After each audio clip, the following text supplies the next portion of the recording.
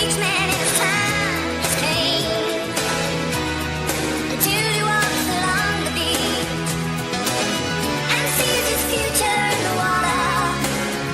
A long lost heart within his reach. I haven't needed the one. Sometimes young folk matters in their own hands. You want answers? I think I'm entitled. You want answers? I want the truth. You can't handle the truth. As you guys know, it is Drunken Chat, son. Welcome everybody to a Sunday morning edition of It's Drunken Chat, son. If you are there, if you can stop, thanks for stopping by and freaking seeing what we got going on. Special shout out, of course, to GTK Comics, who dropped in a little bit earlier at 10 o'clock in the morning.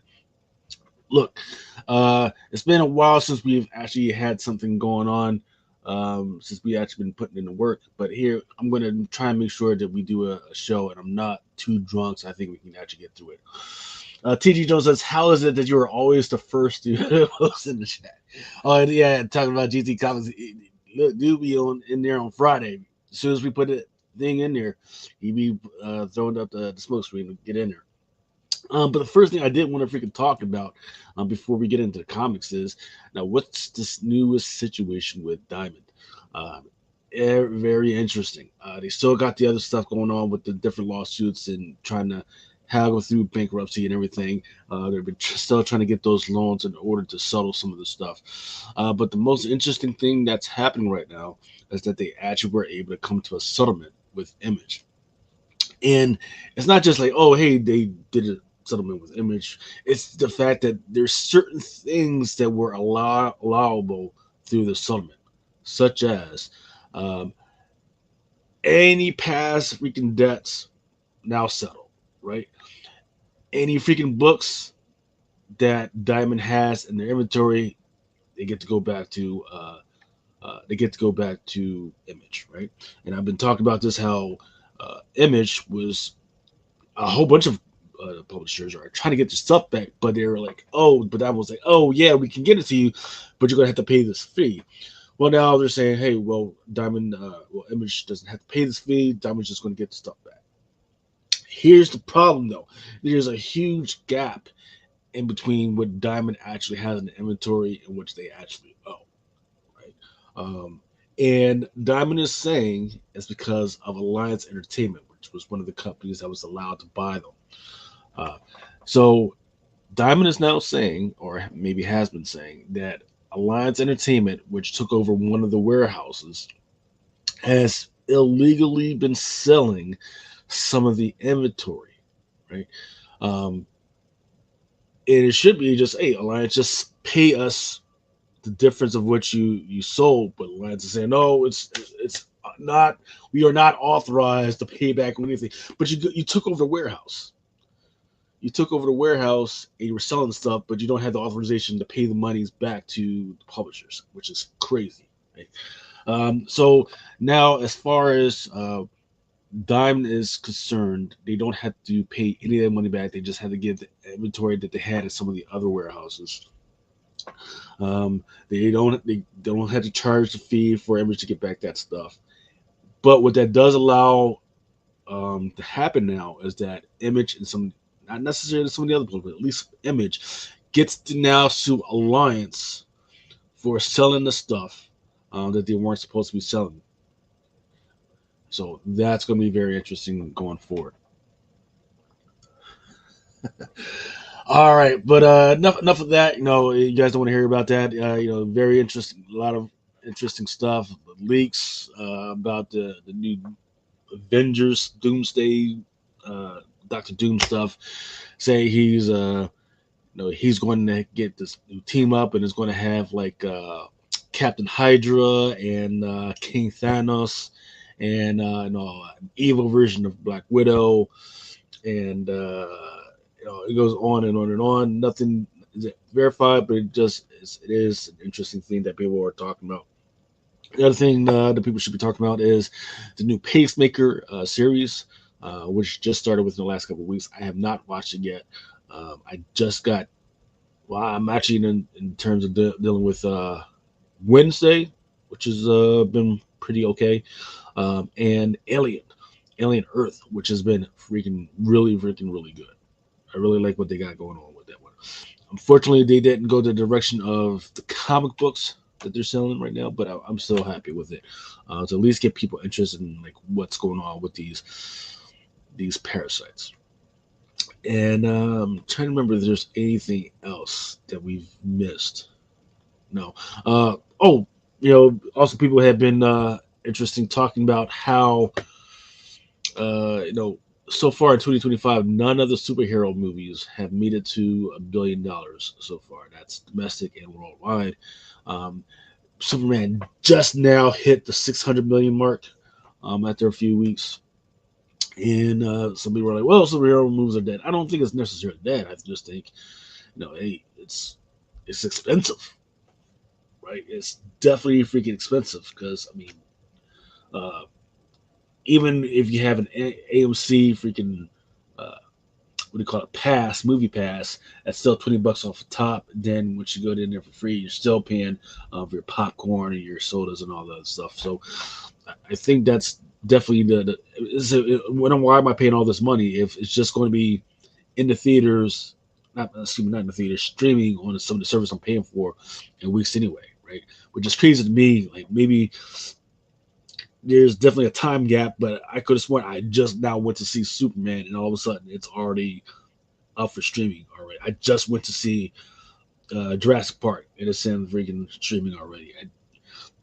All that stuff. It's kind of crazy how quickly it's out now. So maybe that's how the some of these movie distributors, are thinking now. Like, hey, the money is on back in on streaming, and I think that makes sense.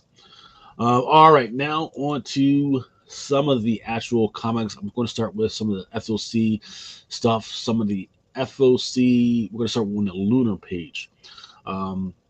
They are still trying to make their money off of some of these later prints. So we got an Absolute Batman #1, 8th print, Batman #2, 6th, #3, 5th, and #4 is already on its 4th print. Man, on FOC. Batman #5, 3rd print, Absolute Batman, 6th, 3rd print, #7, 3rd print. I think that's one is interesting. I did like it's kind of weird that they're putting that Batman on there as part of the 3rd print because there was an interesting character that had his first appearance. I think it was like not the Iceman, but Dr. Frost or whatever, Dr. Ice, whatever the hell his name is. But also on FOC is the Absolute Flash #7. This is going to be, you know what? I have not read any of the Absolute Flash. I need to freaking get up on that. And then there is an Inhyuk Lee cardstock. Looks like he listened to me and stopped doing like weird shit with the hips and the crotch and everything. Decided to show definite motion. Love it. Also, not hating on this Terso Khan's cardstock. It actually looks really good as well. Not sure what the decision was on that 1/25 Christian Ward, but back to that Inhyuk Lee, that's also going to be a 1/50. Absolute Martian Manhunter is already going up for a hardcover already. Absolute Wonder Woman is going to be on #1 is on the 7th print, and then there's 2 of them. There's a 7th print for Absolute Wonder Woman. Cover A, Hayden Sherman, and a Jay Lee cardstock. Then also for Absolute Wonder Woman #10, let's go to a 2nd print. And just a whole bunch of late prints. #2, #3, #4, going back to 2nd, 3rd, or 4th prints. #5 going to 2nd print. Jesus, let's say all of Absolute Woman is all on these later prints.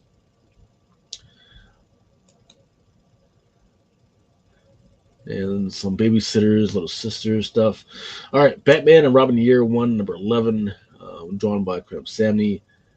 Then there's also a cover B by Leonardo Romero, a cover C, Chris Spouse, and then there's a 1/25 by Ty Templeton.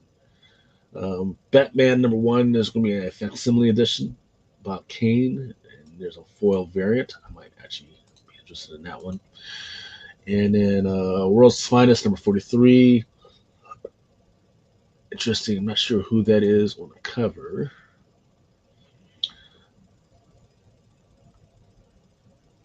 Looks like a Brainiac, robotic type Brainiac on there. But it looks like it has to do with Bizarro World. Um,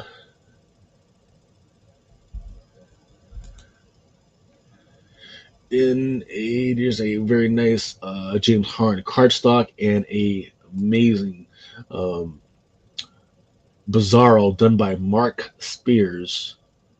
And that one's for Batman Superman's World's Finest. Coming out in September 17th. That's actually pretty nice.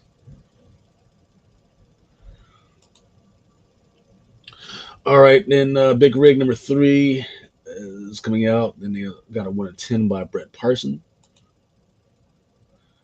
I like this Tula Lote for issue number 3.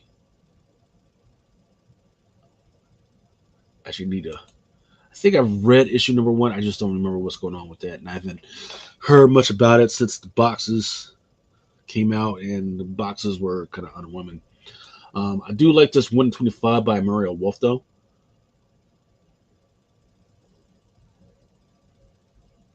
Interesting. And then there you go. They're doing another Big Rig number 3 variant bundle box, and it's going to be limited to 1,500 copies. Very long ago, issue number 5, Captain Planet. It's going to be on FOC this week. There's a very nice Captain Planet Swim with the Sharks, done by Ben Oliver.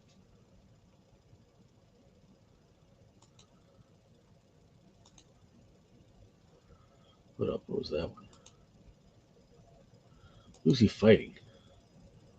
Ah, never heard of this guy before. Captain Pollution. Was he in a cartoon? Never heard of this guy. Captain Pollution. Yeah, he was. He was played by Dave Coburn. Interesting.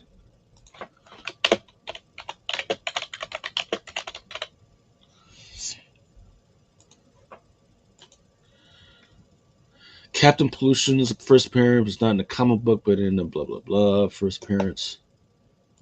So I guess we might have to do some research to see, is this the first comic book appearance of Captain Pollution?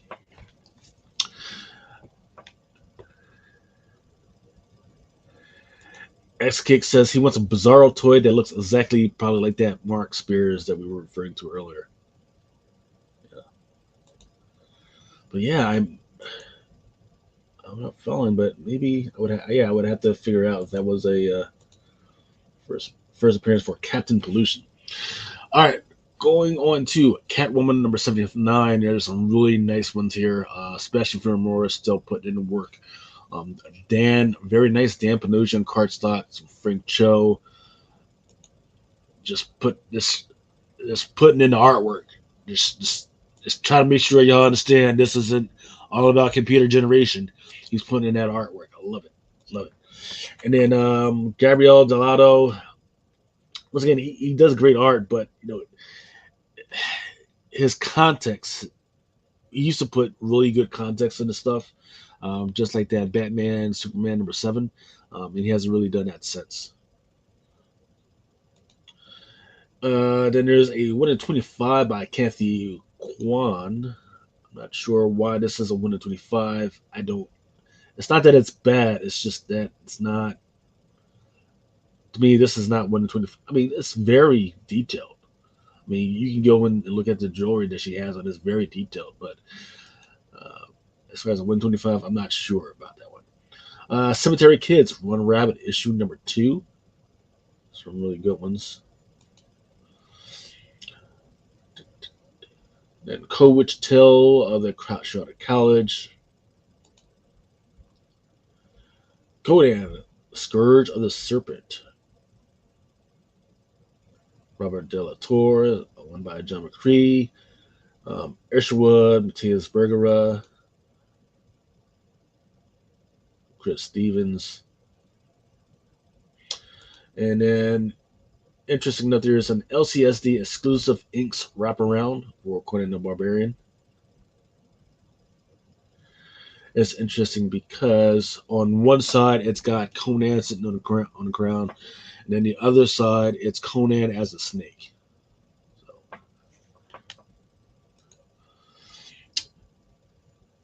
XX says that he wants a Halle Berry Catwoman because her design was lower and peak. I don't know about that. I think it's the movie turned people off her as far as Catwoman, but I do know people definitely enjoyed her as a Storm. I thought that was amazing. Craniacs issue number 1. This one is a Joe Simcoe exclusive trading card. And then Creep Show is still going on. It's on volume 4 right now. There's a cover A by Lorenzo De Lafici, a cover B by Oliver Ono, and a 1 in 10, which does look amazing, by Jorge Fortes.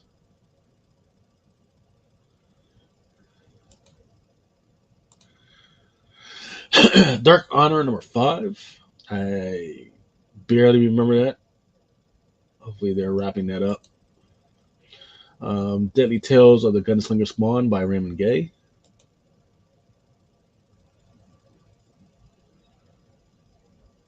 Looks good.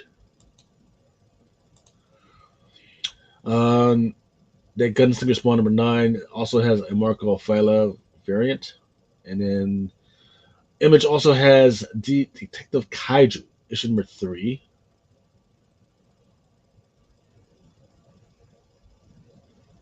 Dick Tracy, nice homage to some of the older Pulp Fiction joints with a Robert Hack cover.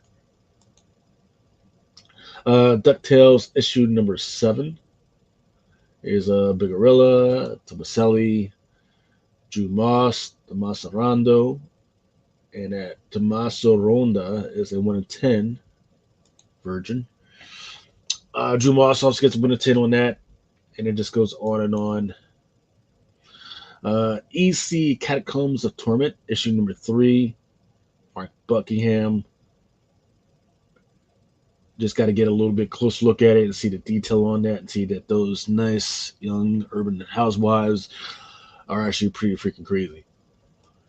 And then there's a Bjorn Barons cover B on that one. Those are 2 covers I gotta have. And then 1 in 10 Jay Stevens. It's not too special. It's okay. Not as good as that Mark Buckingham. And then that Bjorn Burns also comes in a black and white 1 in 20. Oh, also there's a 1 in 50 by Patricia Martin. I'm not loving those at all. Back to Exquisite Corpses, issue number 5. One of the best ideas of 2025. Definitely love this one. I haven't read it since issue number 2, though. So I'm a little behind, so I need to get back on that. But then there's a Michael Walsh, a Claire Rose, and there's a Michael Walsh Polypack variant.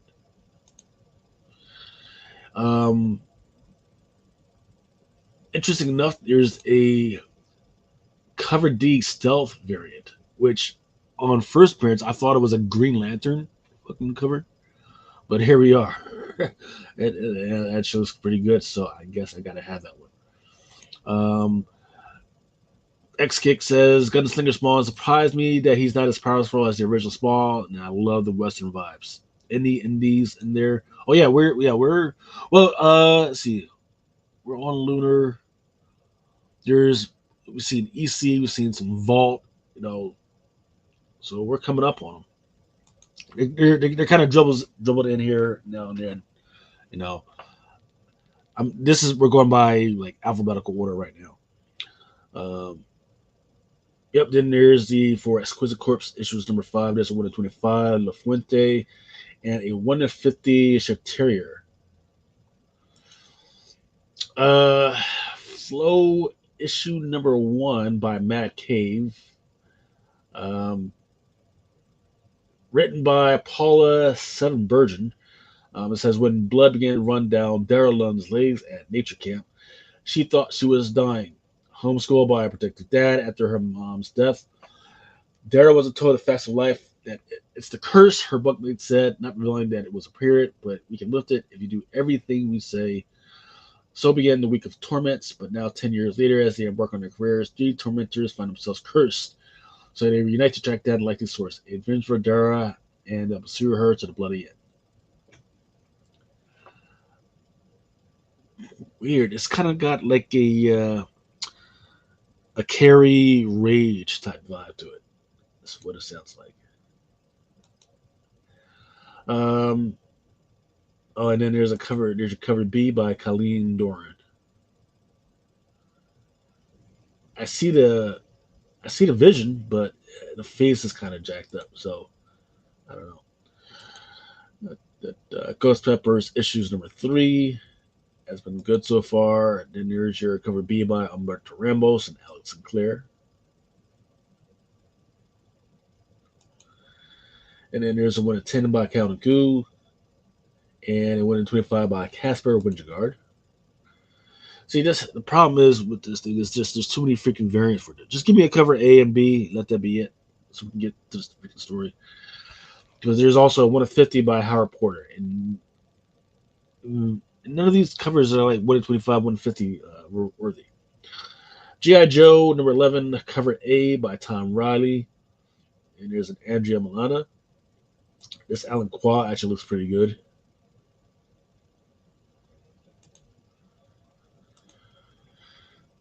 Uh, 1 in 25 by Lucas Meyer, and a 1 in 50 by Aka. Good is Dead issue number 1, written by David LaPam. It says it's for fans of Stillwater and that Texas blood.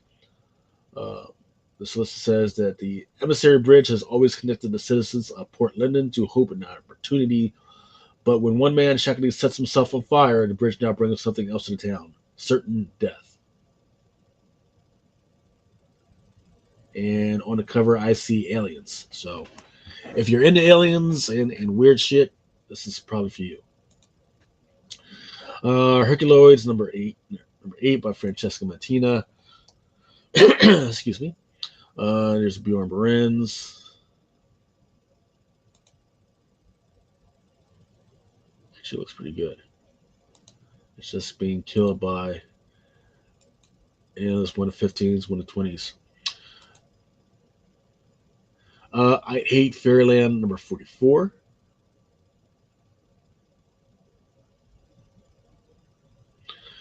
This cover is by Derek Loftman.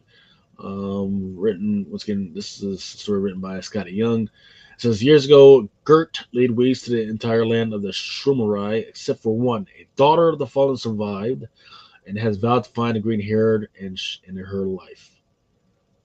So, first appearance of this character, most likely. I Hate Fairyland. There's a 1 in 10 by Stan Sakai.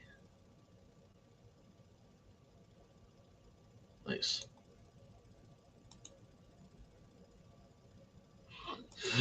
Comic cover is going to be the new Pokemon cards with all these variants. They're going to be new Beanie Babies. People keep putting all this bullshit out. Invisible Universe Battle Beast issue number 5 has got some good variants. I do like the 1 in 25 by Yasmin Putri. This is definitely worth it.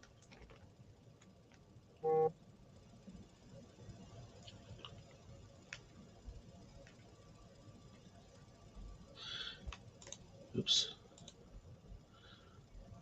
But the problem is that they went a little bit too far. They went with a 1 in 50 by Wagner and Brennan. And there's a 1 in 100. It is definitely 1 in 25, maybe 1 in 50 worthy, but we're talking about a 1 in 100. I'm sorry. I'll catch it on the flip side. Justice League Red issue number 2. And then here we go with Justice League Red number 2, cover C by Mark Spears.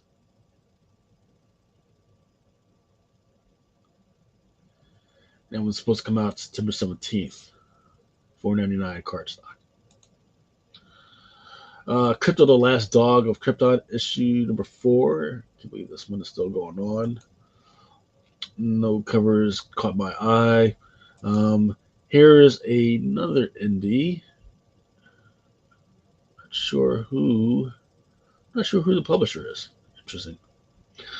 But Little Nightmares Descent to Nowhere number 1, written by Lonnie Natler. This one is a cover F. Vanessa Del Rey foil trade. It was for $14.99.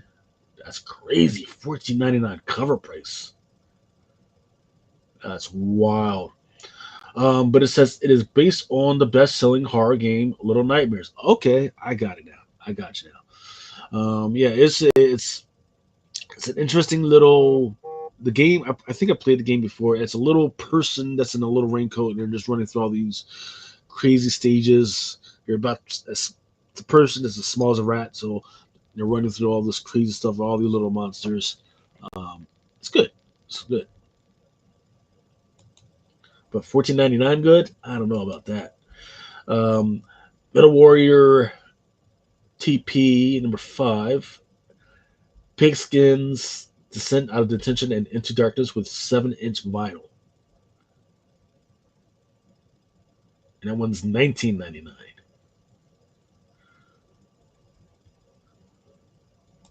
Okay.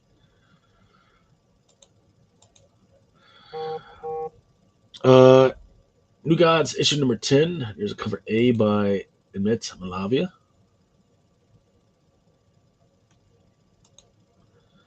There's a Yasmin Putri.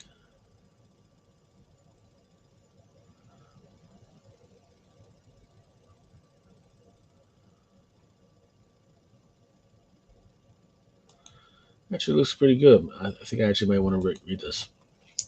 Nightwing number 130, Dexter Soy.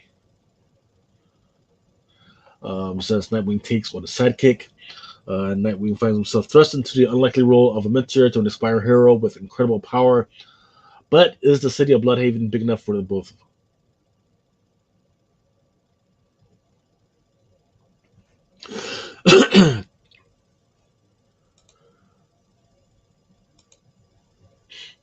There's a Jorge Fornes and a Juan Ferreira. Not sure who this guy is on the cover that he's fighting. Then there's your Kevin Wada Pumpkin Spicy cardstock.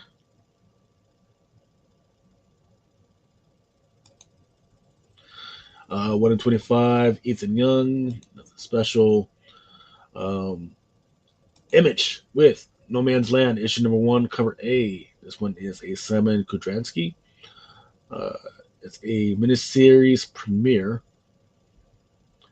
It says the solicit says that for 3 months each year, you could walk from USA to Russia across an ice bridge. Frozen path known as the Ice Curtain. Geez. Timing. Weird. Then we just had the president talk with with Mr. Putin. Was it in? Yeah, it was in Alaska. So interesting. In 1963, when the body of a young woman is discovered on this icy no man's land, the already fragile relationship between the superpowers threatened to collapse, with nuclear tensions rising. An FBI agent and a KGB operative must solve the murder before the ice melts and war ignites. $3.99 cover price.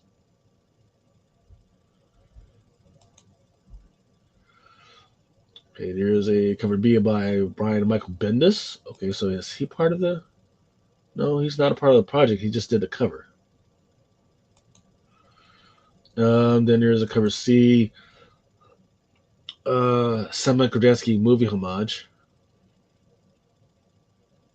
Is that? Yeah, looks like it's a Seven homage.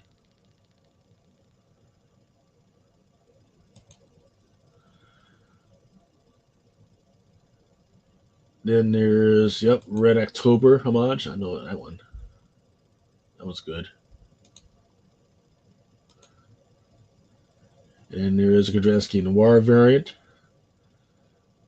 Movie homage Whiteout. And no incentives. I like that. I like that. I like that. I'm going to buy all the covers. I like that. All right, Orla number 2.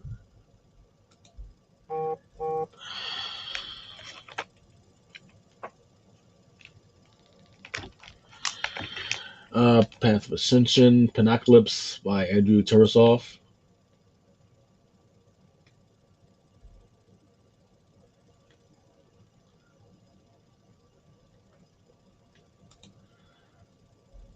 Cover B by Ryan Pasaby. It looks like it's a 40-foot woman or a 50-foot woman homage? I forget what they mean. I think it's 40-foot woman.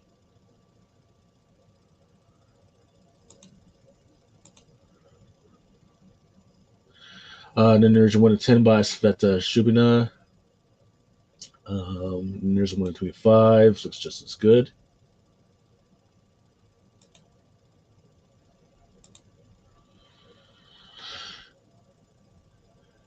Let's see. Seasons number 8. Nobody's been reading that. Sherlock Holmes, Dark Detective, Volume 2, Frankenstein Nights. Slasher's Apprentice, number 5. 5 of 5. So this is the last book. I kind of dropped off after issue number 1. Or was it issue number 2? I forget which one it is. But I love the concept on this one. Spawn Bloodletter, issue number 4. This one is a cover A by Christian Rosado. Image still keeping it real with $3.99 cover price. Spawn Bloodletter, issue number 4. The Curse of Shirley Johnson, issue number 3.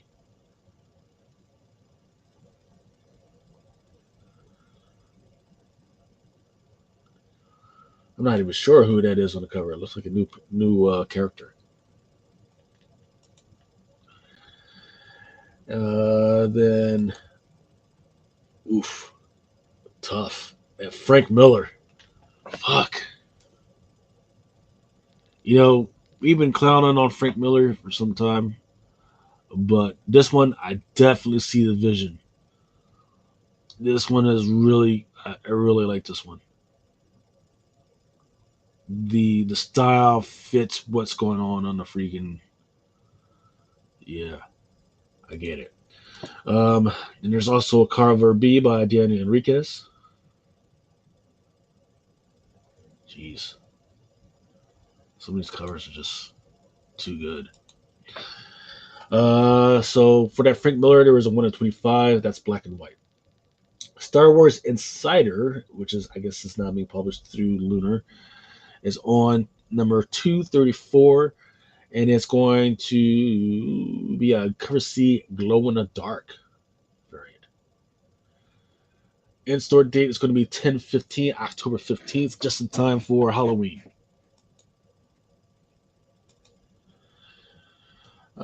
There's a Superman 225 scale resin. This ends tonight, issue number 3. I really did like issue number 1. I have not read issue number 2 yet. Unfortunately, these covers don't really tell you about what the fuck is going on in the freaking joint, but I really did like the concept. Titans number 27. Pete Woods. I do like this crispy cover B, Chris Burnham cardstock.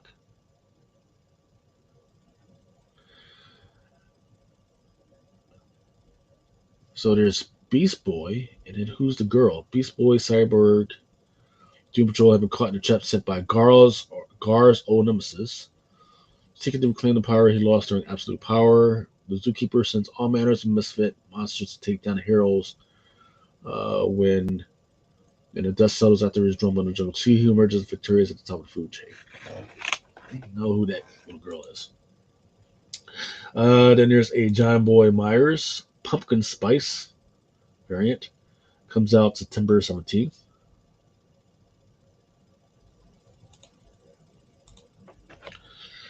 Vampirella Armageddon, issue number 3. Francesca Mattina has a good cover. Leslie Lurie, Joe Michael Lisnar. There's a cosplay variant.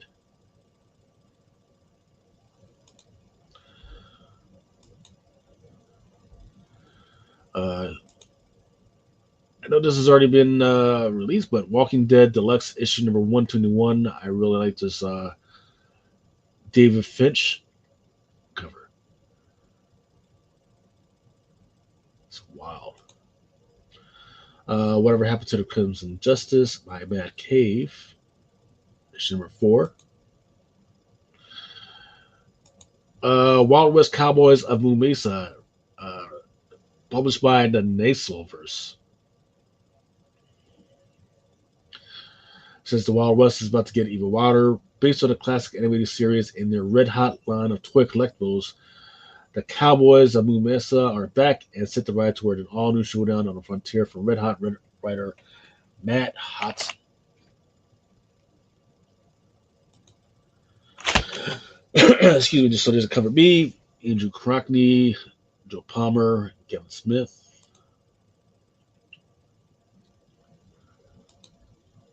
I don't really have any of the big boy artists on this one. But it's all right. 1 in 50 by Andrew Crockney. They probably should have just went with a 1 in 10, and they would have been all right. 1 in 25 is pushing it. 1 in 50 is outrageous. Especially, what's the cover price on this one? $4.99, and they're going for, yeah, you guys are fucking smoking. Witchblade issue number 14. I can't believe that's still going on. Let's see. Arif Prianto, Raymond Gay, and Arif Prianto. Moving on to Wonder Woman 25 by Daniel Sampier.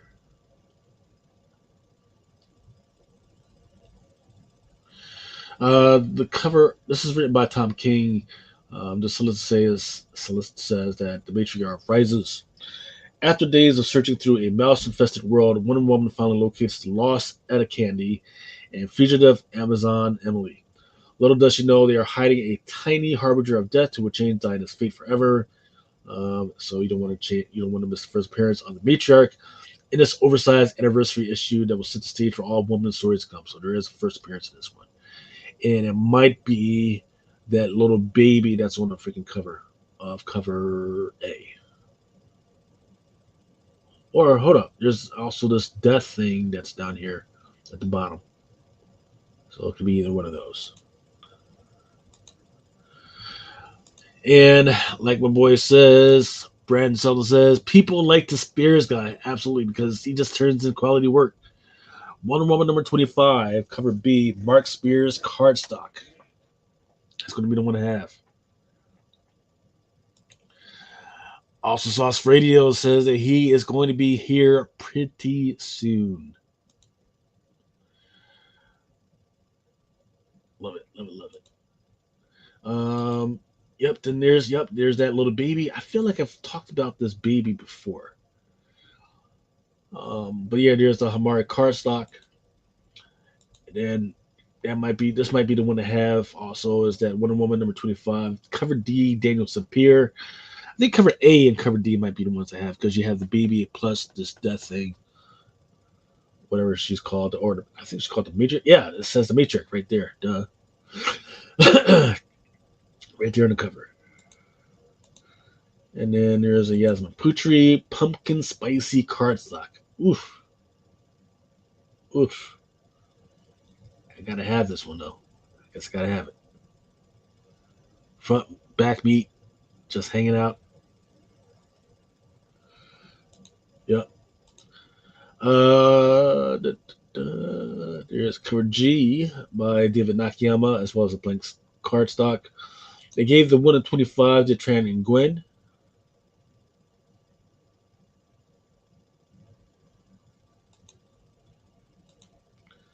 And that was it.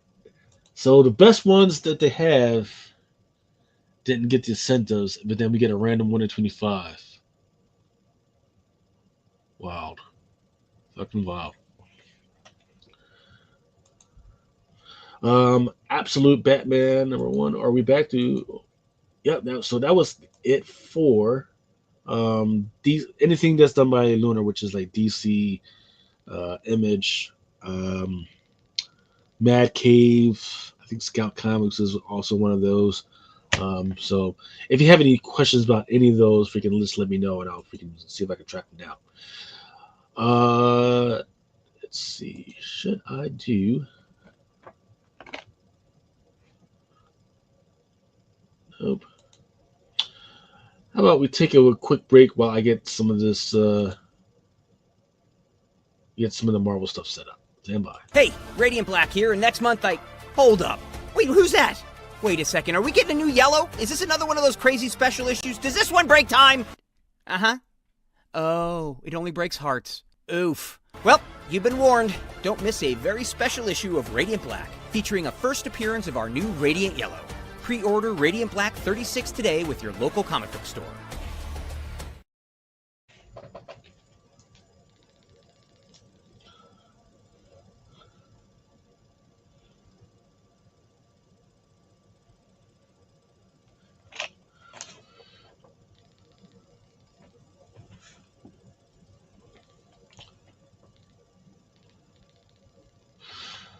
All right, now we're back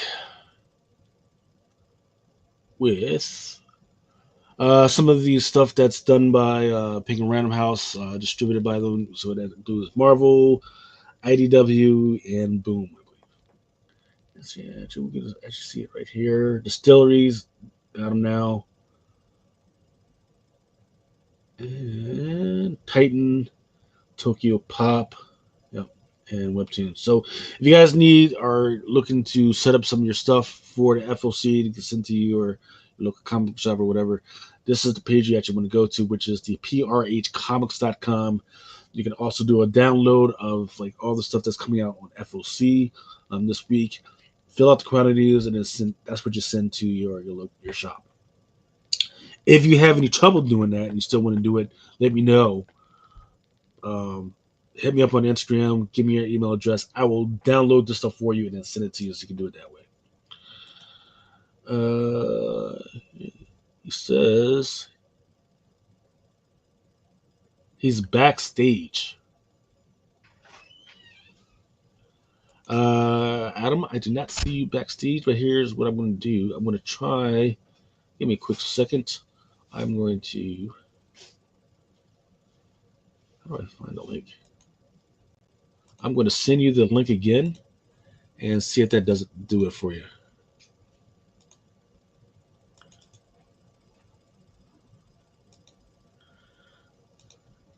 Okay. Yeah, try the link that I just sent you. See if that doesn't work. All right, first up, we got the all-new Spider-Gwen, the Ghost Spider issue #2. It's supposed to be the first cover appearance of this new villain, Trauma. Then there's also these Alex Ross Timeless Virgin variants with, looks like Ozaro in there. Not sure what that has to do with Gwen. But then there's the Ghost Spider issue #2 David Baldian variant.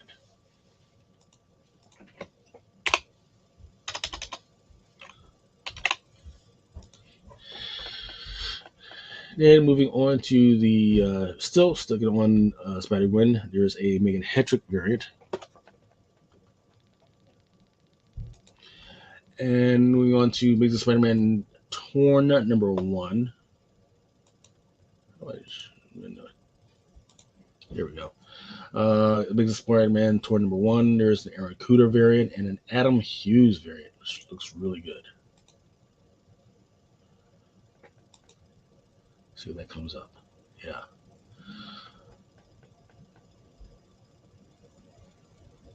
Actually, it's all right. And it's incentive.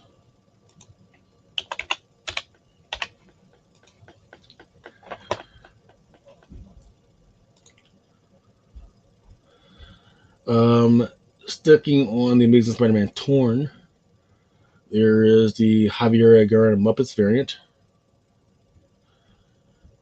$4.99 with Kermit and Miss Piggy. And there's a Lee Garbet foil, right, baby variant. Just pull back out. No, it's fine.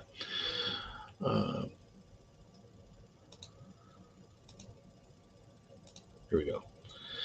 Then there's Mark Chiarello, Perez.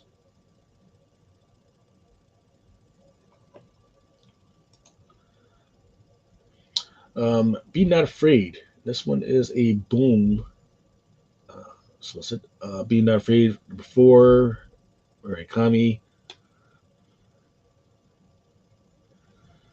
Christiana. Black Cat. That one looks nice. Black Cat by Adam Hughes.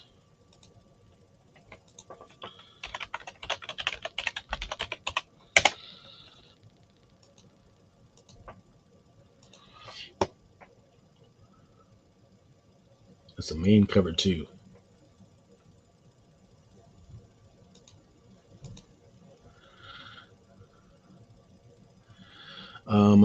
Black Cat number 2, Alex Ross times Virgin variant.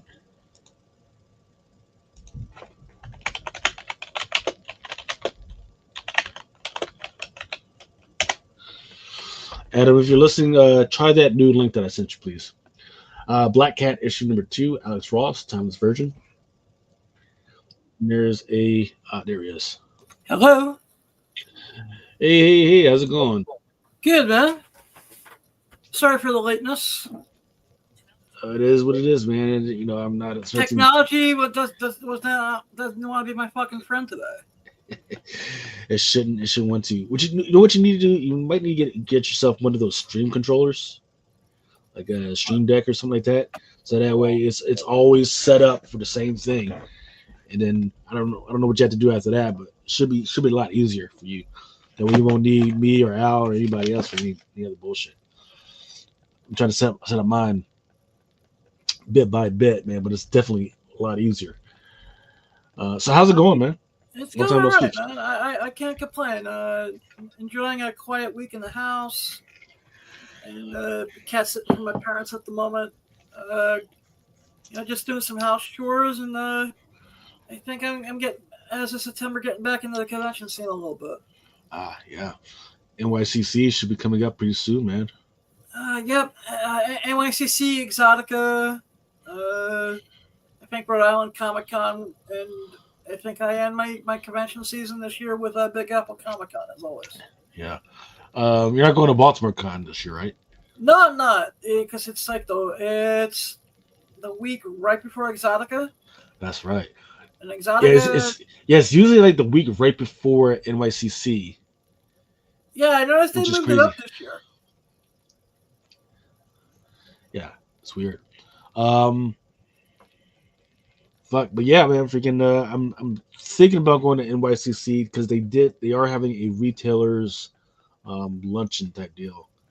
So I'm thinking about it, but I still haven't received the link from I forget the name of the company to go ahead and do the thing, which is amazing because you just. Yeah, let's see, for the NYCC, isn't that a lunar?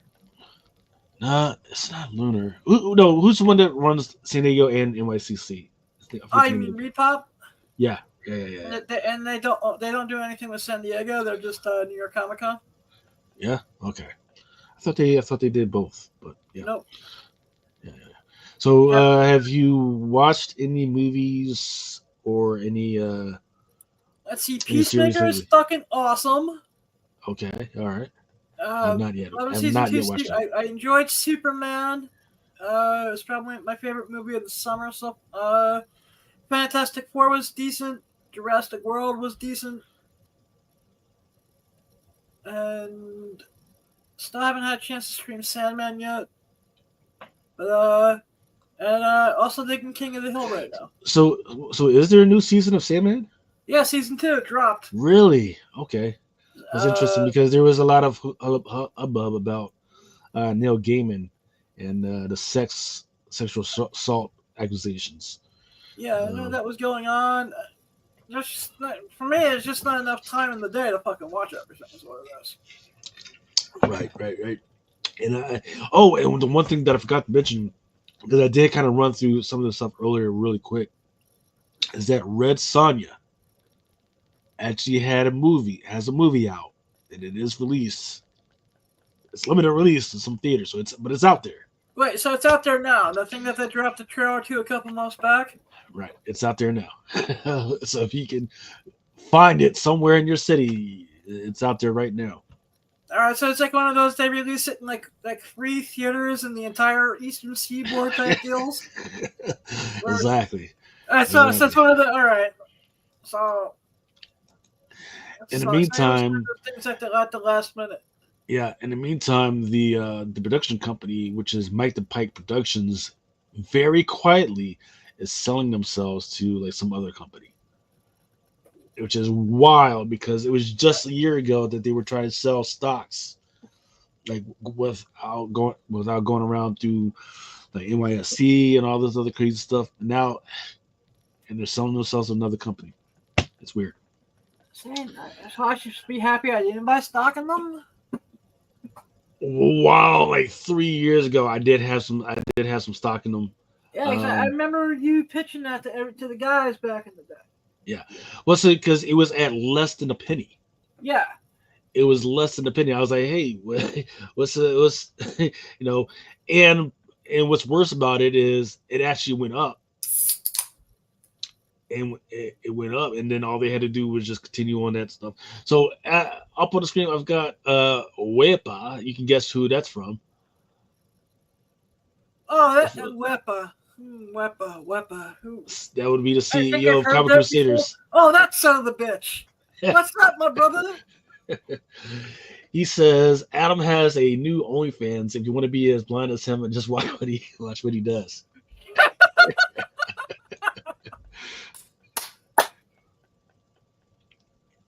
I'll kind of come on your show tomorrow, and we'll debate that then. Yeah. So, talking of blindness, I'm kind of interested in these new type of glasses that are out now. It's called the Meta Ray-Ban type freaking glasses, and apparently awesome, they can. Man. Do you have a pair yet? Actually, I got them right over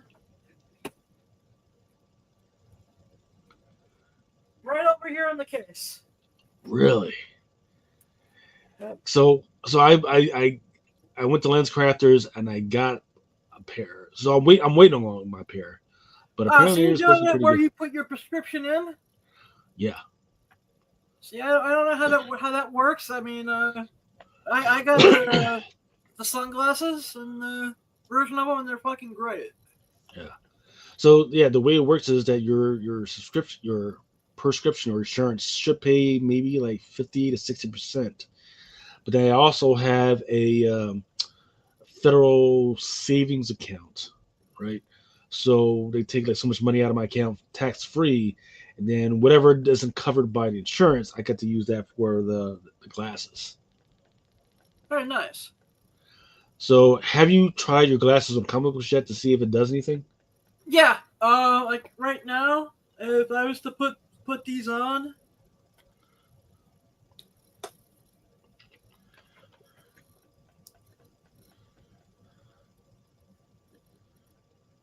See, they fit you so well, though. Yeah, I mean, they're awesome. Hey, Meta, look.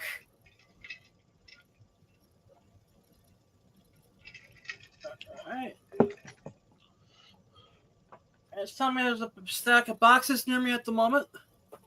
But I used to go grab a comic book at random out of the short box. Uh-huh. Hey, Meta, look. Tell me the comic book I'm holding.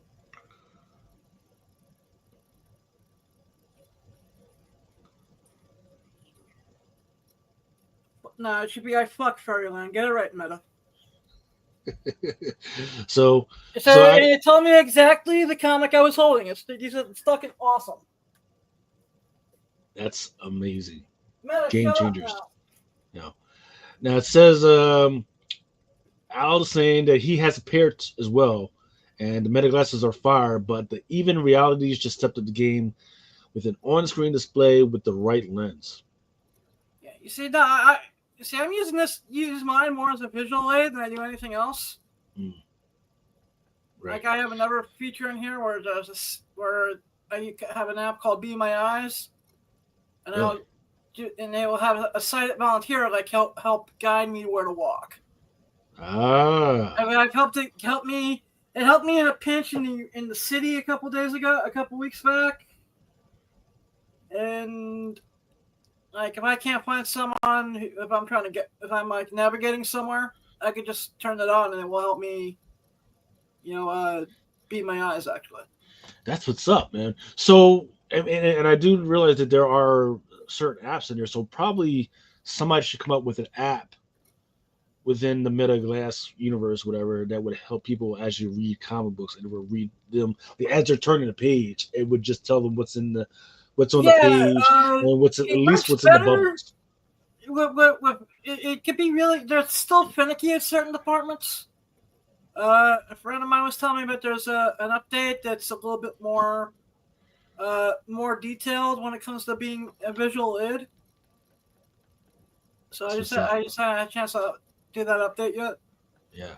But I mean, I've organized for the last convention I did. It helped me organize like 3 boxes of books, and it was pretty spot on. Yeah.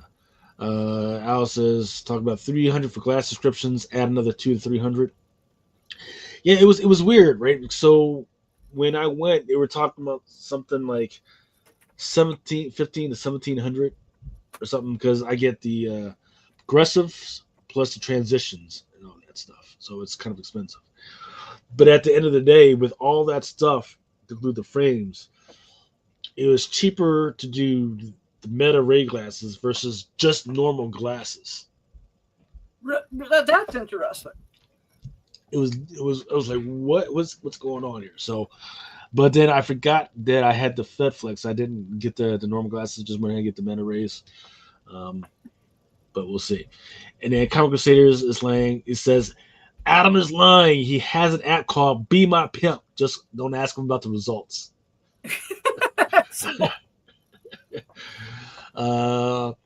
Yeah, transition definitely adds a lot to it as well. I had no idea that the transitions and the progressives was so expensive, because my shirts has been covering all that shit. Daniel Berry, hello, happy Sunday. Happy Sunday, yo. Yeah.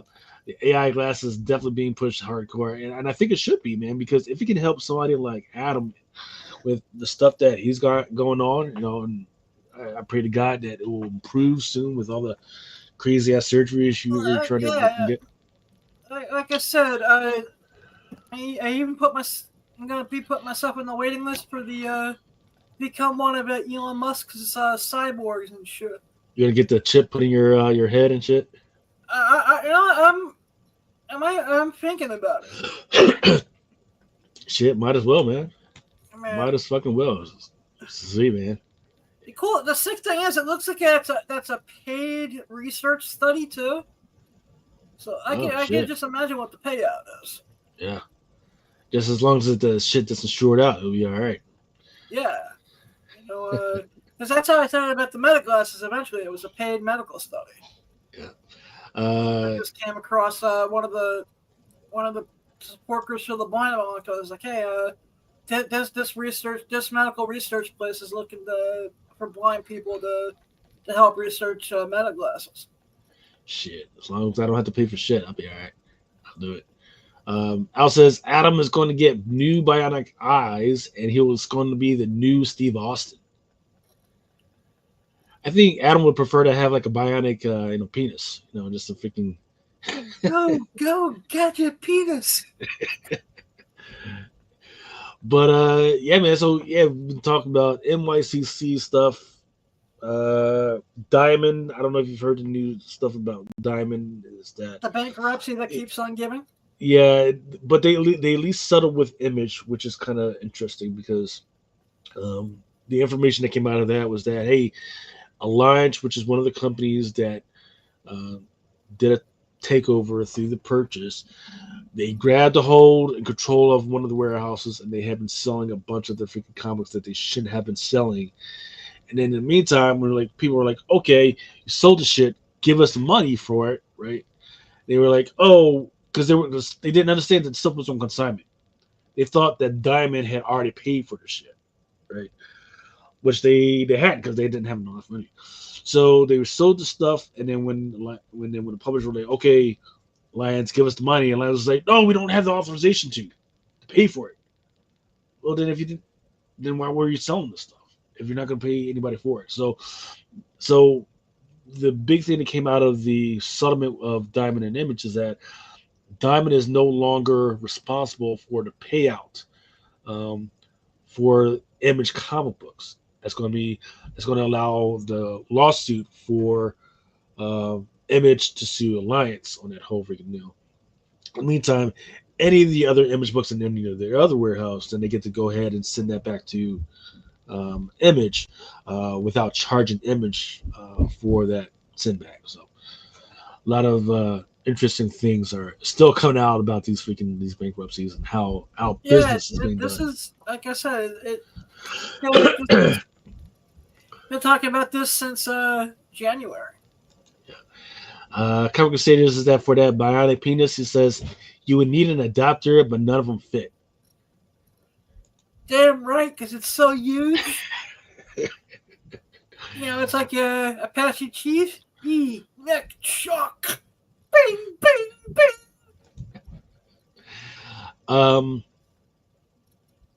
So in the meantime, back to comic book stuff. Have you been reading any other comics so far? I've been reading a lot of Absolute. Absolute Batman is probably the best out of everything. Followed for me by Absolute Flash, then Superman, and then the rest of the Absolute books. Jeez. Just because I've fallen behind on Wonder Woman, Green Lantern, and Manhunter. A lot of aggression in the comics. Apparently, so I was saying, have you seen the Howard Stern video? Apparently, Japanese men are larger. I have not seen. That's the thing. People keep talking about the Howard Stern video. I have yet to see this Howard Stern video, which is crazy. I mean, so back to what you said. You've been reading a bunch of Absolute. I've been reading the Absolute stuff, reading Ultimate Spidey. Okay. Just finished reading all 4 issues of Pop Kill, which I thought were amazing. Reading Wolverines and Deadpools because I like the interaction between X-23 and Ellie. Miles Morales. I think if we can I read. I'm up to date with Hush 2, which I think sucks. Amazing Spider-Man is getting slightly better, but it still sucks. I read the last issue of All New Venom. And it was nice to see MJ dump Paul. So you've been reading almost everything except for TV stuff. Like I said, I read a lot, man. Yeah. All right, so what we're talking about is we are at the Marvel or at the Penguin Station right now, talking about the stuff that's on FOC, coming on FOC this Monday. A lot of the stuff is coming out either in September 17th or some of the stuff is coming out in October, just in time for Halloween. I've seen a bunch of Mark Spear stuff so far. I've come across 2 Adam Hughes covers, Black Cat and I forget the other one. It was Amazing Spider-Man Torn had a Adam Hughes cover. Right now I'm looking at, we're still on the Black Cat stuff. There's an Alex Ross timeless version. Of course, one of them is going to be a 1/100. It's not even a character. It's the cat. Kazar's cat, or tiger or whatever. Yeah. Which is kind of interesting. They went with that. Greg Land has a great Black Cat freaking cover. She's not doing anything. She's just kind of chilling in her little black leather tight suit and everything. Nice. But it's still nice. Then there's a Mathena variant. I'm looking at Daredevil issue number 25. John Romita. Nothing special until you get to the EM gist of him just jumping off a freaking roof. But then I'm looking at still on Daredevil, looking at the Bermejo variant. Looks freaking good.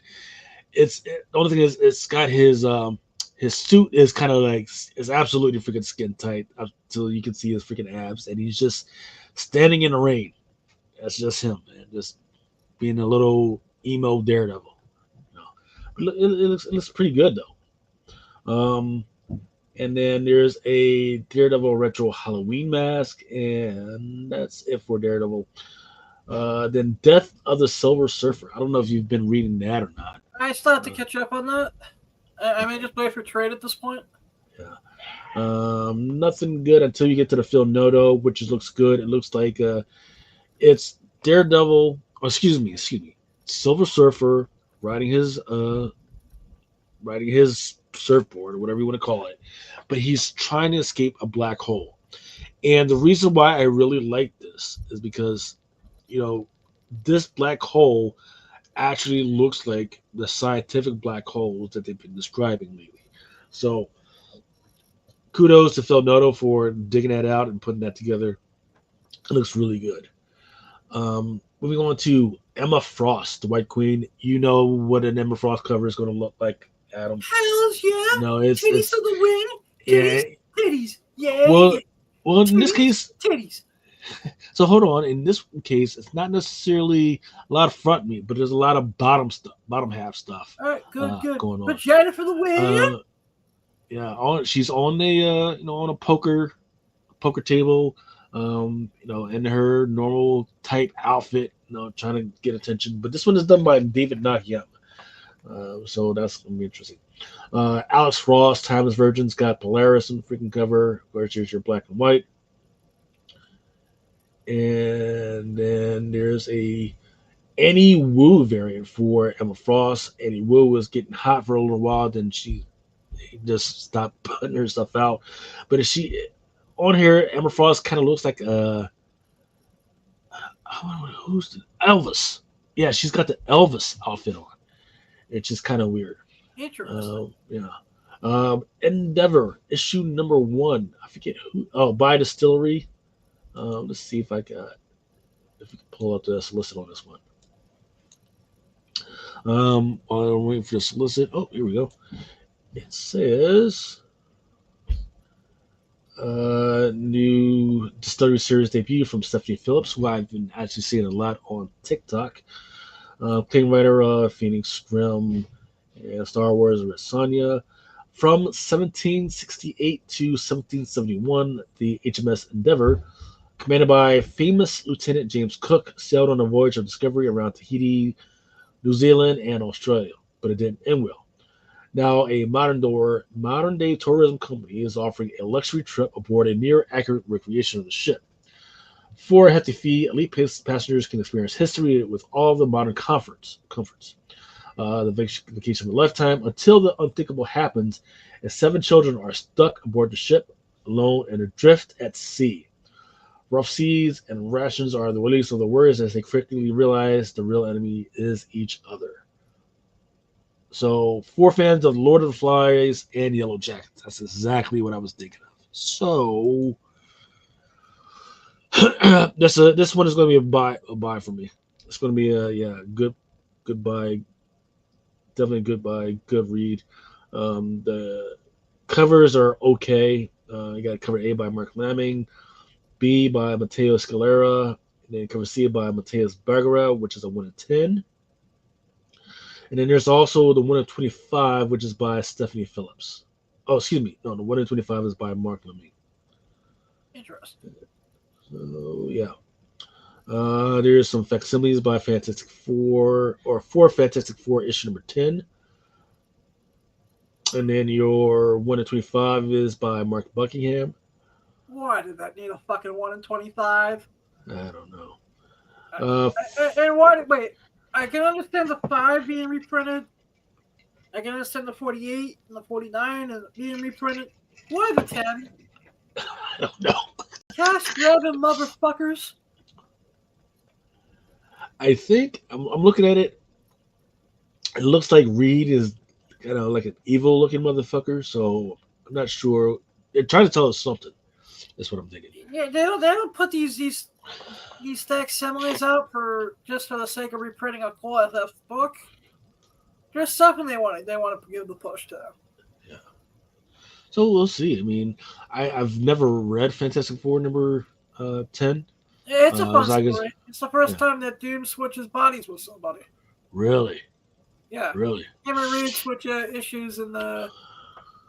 And it's also the first time that Stan Lee and Jack Kirby are written into the book. Huh. So one of my favorite Fantastic Four stories in volume 1, I forget which one it is. It's whatever the one which is the first one where they showed like the multiverse, right? In it, there's this random guy who's a smart guy, knows his shit. He tries to talk to the Fantastic Four, and they ignore him. So they tell him to fuck off. He goes fucks off, but he somehow grabs thing and swaps bodies with the thing. In fact, I think what he told the thing was, "Hey, I could cure you. You just gotta swap bodies with me. Then you can use my body for whatever." Right. So the thing does it. The guy then takes the thing's body back to Fantastic Four headquarters, right? And then they go on a mission with this fucking guy.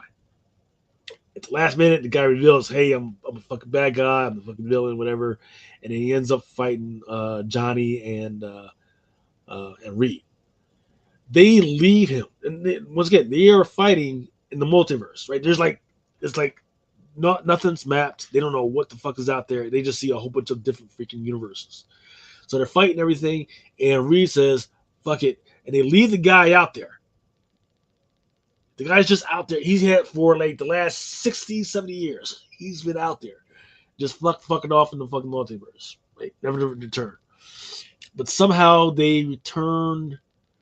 I don't know how they got the thing's body back, but they eventually get the thing's body back. But the guy is just still out there for some fucking reason.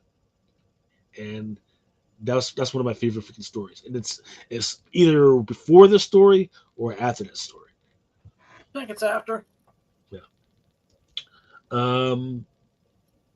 Fantastic Four issue number 2, second print. They got a Scotty Young, and I believe that's from 125. Yep, Scotty Young. Then Godzilla, they're still in this Godzilla stuff. Godzilla Destroys the Marvel Universe, issue number 3. Godzilla's destroying everything lately, man. Yeah. I have no interest in reading the story, however. Yeah, I wish they would just make a good Godzilla book and stop doing all these gimmicky crossover things, which just feels like they've over milked the cow at this point. Yeah. So they've got I really like the FF one they did a while back, but the rest of this has kind of been okay. So in fact, let me pull out this list and make sure I'm understanding what the fuck is going on here, because what I'm looking at right now is it's the Dave Watcher variant. Mm-hmm. And it says it's a Marvelized Iron Man Zilla variant. Oh, is that the Iron Zilla? Yes. So it looks like a Hulkbuster, but instead of looking like a Hulk, it looks like a fucking Godzilla. Yeah. So which if they don't find a way to make a hot toy out of this, or Marvel Legends, then I think they're missing the fucking boat. I think so too. I agree. And then Godzilla Destroys the Marvel Universe. There's a issue number 3. It's got a Jing Hung Lee. There's a regular trade dress, and then there's also an incentive variant on that one. And it doesn't look bad because it's got Godzilla nose to nose with Wolverine on it, and you can see that Wolverine is.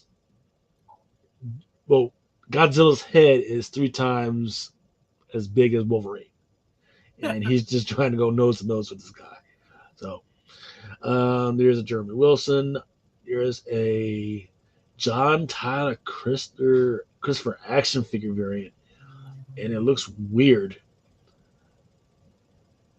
Definitely looks weird. Oh, but it looks weird because it's not Godzilla on the cover. It's Hedorah. Hedorah's on it. Oh, all right.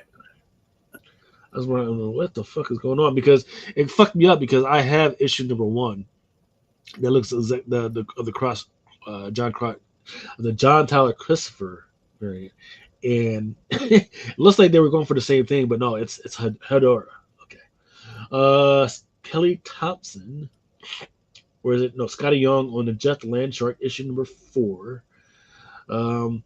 Here's the weird thing about Jeff the Land Shark right now.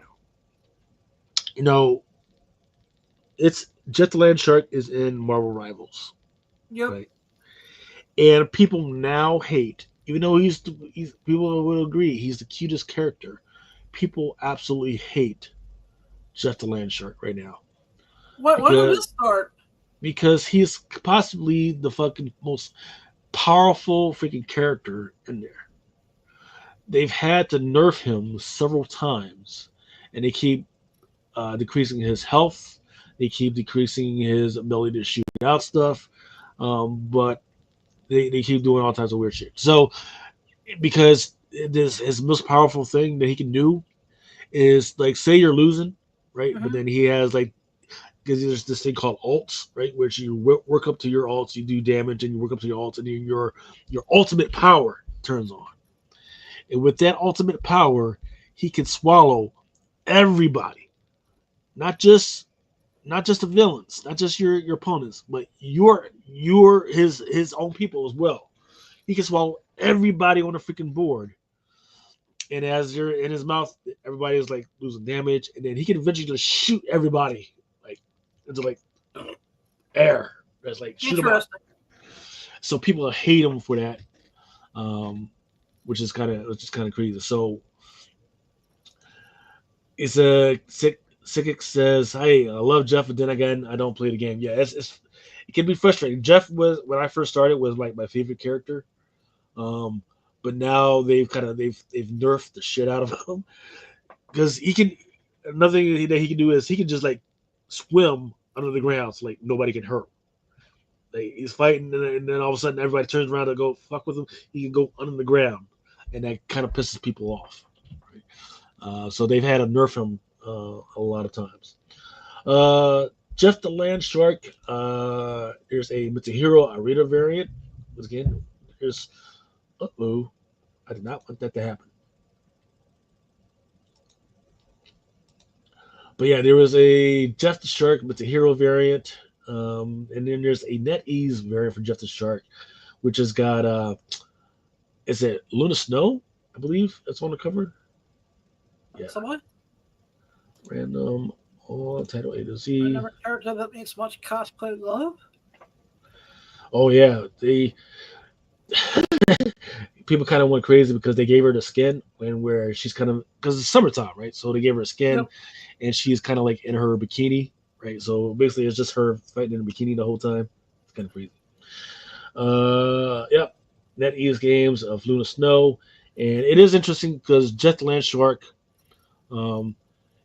There also in the Marvel Rivals games there's team ups, right? So when they're on the screen at the same time, they get these other powers. And when he's teamed up with Luna Snow, instead of shooting water from his mouth, he shoots ice, which is kind of cool.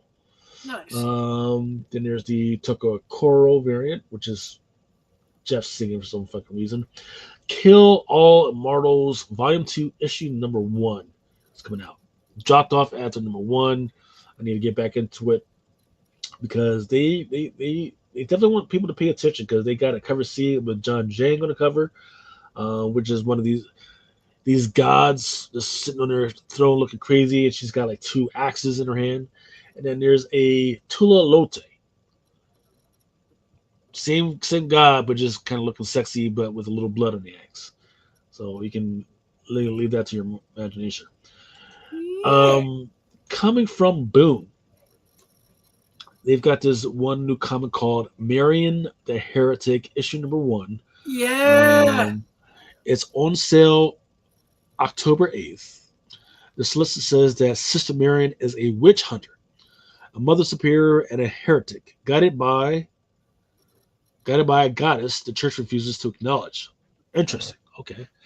When the Holy Father Church brands her or as blasphemers, Marion strikes a dark bargain to become their personal enforcer. As she delivers murderous judgment night after night in the city of Vespers, she can feel her soul fracture.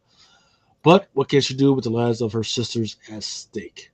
Written by Tiny Howard from Catwoman and Excalibur, and art by Joe Jarl. This is one of my picks of the week for indie books for FOC. Uh, I mean, the concept just sounds like a blast. yeah, definitely going to get a couple copies. There is a cover B by Burnett. Cover C, That's What You Want by Jenny Frizen. Definitely want that one. The 1 of 10 by Jaro, don't care about that. But the 1 of 20 is a black and white by Jenny Frizen. And then the 1 of 25 looks really good by Suspira Vilches. And then there is an unlimited variant as well by Burnett. But that 1 of 25 looks really good. Then so there's a black. Suspira is a 1 in 25? Yes. So here's the deal, though. I would get that, but as a retailer, what I would also do is, because Jenny Frizen has been showing up at some of these Comic Cons, get you a few of these black sketch joints. It's a sketch variant, not a sketch variant. It's a blank variant, right? And go ahead and freaking go up to freaking Jenny Frizen and see if she can freaking draw you something. Yeah. But I have been seeing her on the convention circuit a lot more this last year. Oh, okay. So there's actually more that I just didn't see. So there is a white blank variant, but even though I like the black one better, but you could probably get a couple of those. And there's a 1 of 50 by Cardi. Oh wow! I mean, it doesn't look bad at all. It's got a mother, Sister Marion, and she's just doing some weird magic, and there's a bunch of zombies below her. And then there's also a FOC reveal variant, full art spot, foil design. It's just a logo, so it's not too much. Masters of the Universe, some He-Man action going on from Dark Horse. Cover A by Adrian Mello. There's a cover B by Skylar Partridge, and a cover C by Nate Birch. Who is this character? Adapting to her new role as Man-at-Arms, Andra finds herself struggling with training new cadets. So this is her first book for Andra, who's like the new Man-at-Arms. I'm not sure what her first appearance is though. I think her first appearance would have been the Revelations miniseries.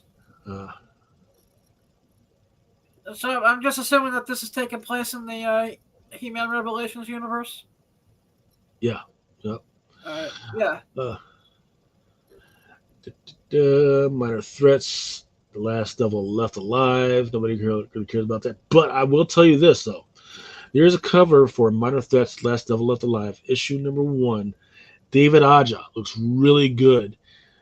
It's basically, think of a teddy bear, right?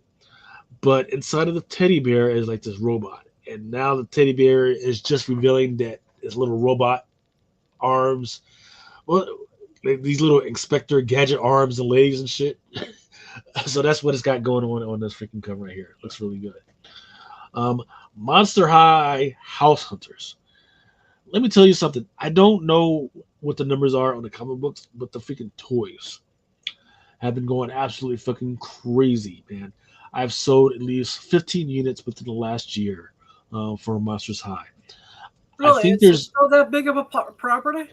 Yeah, so I guess it's a cartoon, I guess. I probably need to, if you can watch the cartoon, or at least read the comic book to pay attention to see what the fuck is going on. But yeah, definitely if you can pay attention to this, because I could see it revving up for a movie in the near future. Predator Kills the Marvel Universe, issue number 1. This is a second print. We got him fighting Spider-Man on there, and there's an Eddie Huck Lee variant. And then there's also one by Michelle Bandini. Then there's Predator Black White Blood, issue number 3. Looks really good. There's an Alan Qua variant, as well as a Pete Woods variant. You can guess, just Predator looking badass. Just covered by Black, White, and Red. Resident Alien: The Book of Changes, issue number 2. Kind of disappointed that we haven't been more on these Resident Aliens, even though it's still an ongoing TV series. Roots A of good one at that. Yeah. Roots of Madness, issue number 1. It's a new one, cover A by Julia Nika. Give me a quick second. Let me look at the solicit for this one. Because I don't even see. Okay, it's by Ignition Press. Cover price is $4.99. Boo. Too much. You just started out. Don't be charging me $5 for some bullshit. At the turn of the 20th century, a young black woman named Etta picks up the tradition of her late mother for creating special medicines using natural ingredients, secrets handed down from generation to generation. Her mother passed on a book of recipes and formulas, but it's also full of strange symbols and dark music that she doesn't quite understand. Within her community, one of the problems she hopes to fix is counteracting blood. Oh my god, this solicit is so fucking long. It's one of the most solicit, man. Let's see. Inspired by the life of Madame C.J. Walker, the alternate history combines tradition with cosmic horror, something truly modern and unique. Featuring main covers by illustrator Julia Nika, whose illustrated work has been appeared on prose novels like Absolute Green Lantern and Wonder Woman are in galleries. So it looks like she's drawn some stuff for Absolute Green Lantern and blah blah blah. So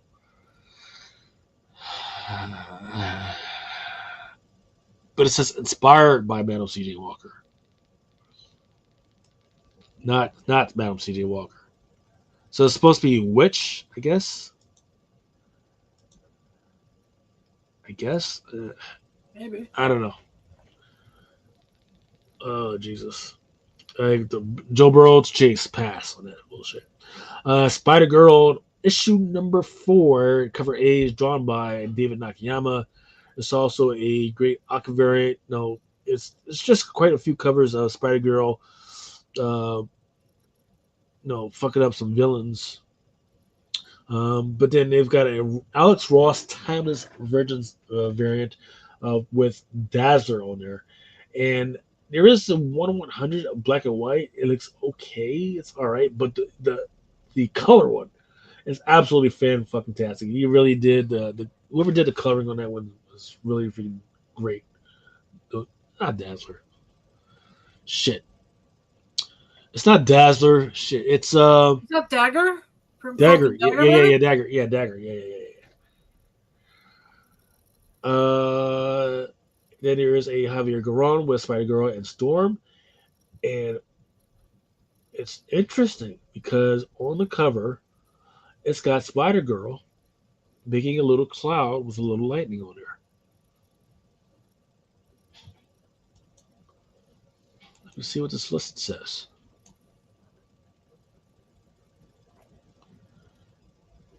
It says, Tombstone's acquired a new weapon to maintain control over his criminal empire, and he wants Spider-Girl to pilot it. Spider-Girl must decide what kind of superhuman she wants to be, and if she can let another hero fall to save herself. Fuck. I guess I'll be getting this one. I mean, the only cover I really care about is the one of, and it's not even an incentive. It's just her on there. It's a regular cover, and it's just her freaking making a storm cloud. It's crazy. All right.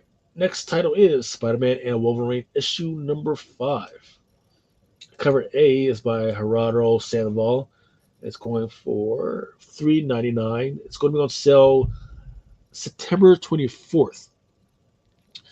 Not sure who this is on the cover.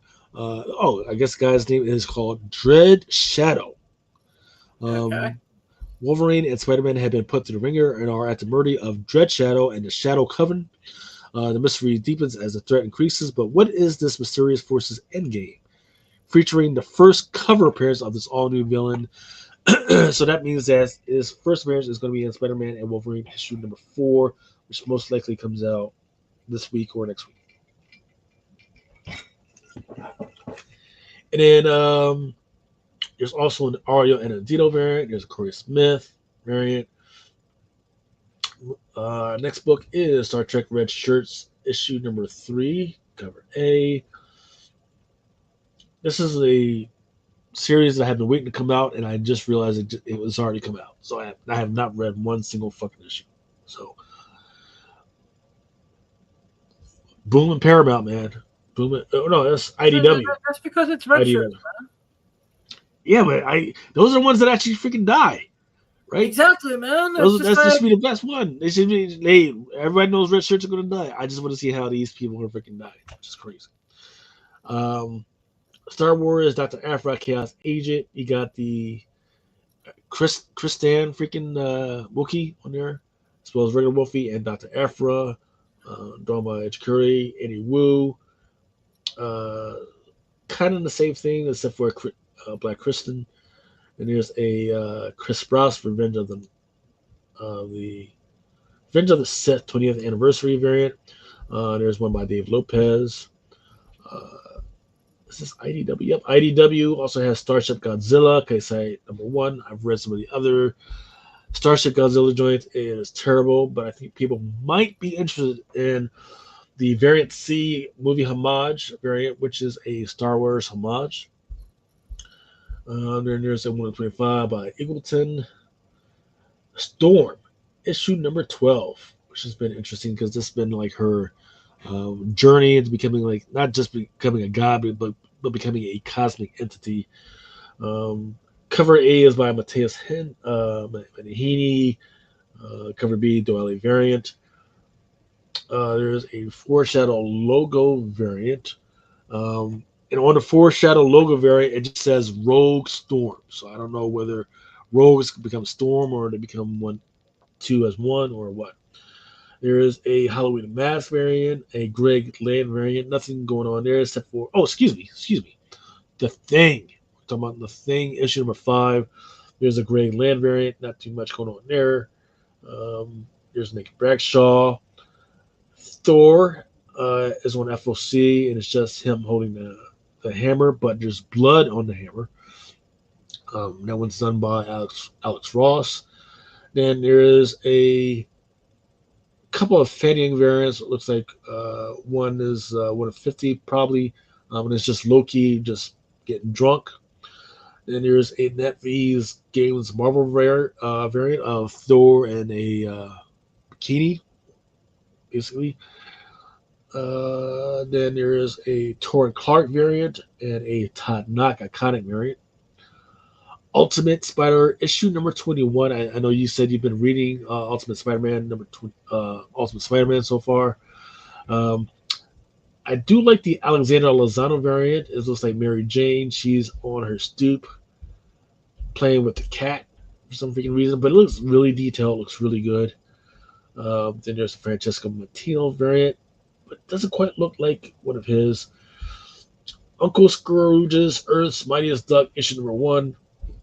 Second print done by Gabriel Delado. Valiant Beyond Tales of the Shadow One. Can't believe Valiant is still trying to do some stuff out here. I can't believe they're back. Yeah. Who decided to flush their money down the toilet on that one? You know what? I guess there was money to burn. You need a tax write-off. Exactly. That's the only thing I can think of. Venom. Black, White, and Blood. As you can, don't even try and guess. It's just Venom on the cover. Different covers. They're all in black, white, and red. However, there is one. It's a no. That's the other book. The Vision and excuse me, The Vision and Scarlet Witch issue number 5 has got a NetEase Games Marvel Mystic Mayhem variant. And yeah, it's just got Scarlet Witch looking badass. She's been a really good character to play inside the game so far. She's another one that, if you get too close for her and she gets her ult pop, she can kill everybody. Let's see. All right, 24 more books to go for FOC. Vision, Scarlet Witch, Halloween variant.